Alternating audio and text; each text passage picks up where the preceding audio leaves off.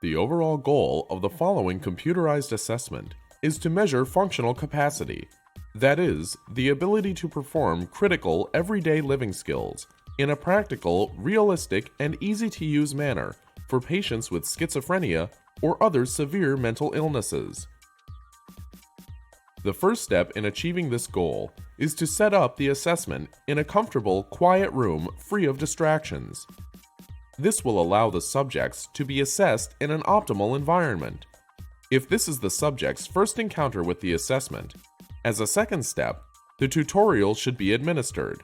This allows the subject to become comfortable with the computer and program features, and ensures that functional capacity is measured and not the subject's familiarity with the computerized task. Next, the tester should administer the appropriate test version of the assessment in order to measure the subject's functional capacity. The results obtained index the subject's level of performance on skills associated with everyday functioning.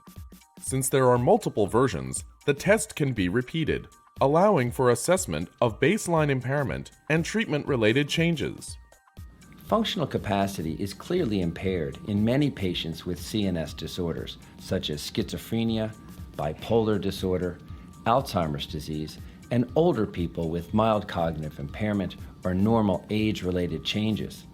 Assessments of functional capacity set standards for determining whether treatments are providing benefit that really matters to patients who need them. The Virtual Reality Functional Capacity Assessment Tool, VRFCAT, VRFCAT, assesses a variety of skills related to everyday life functioning.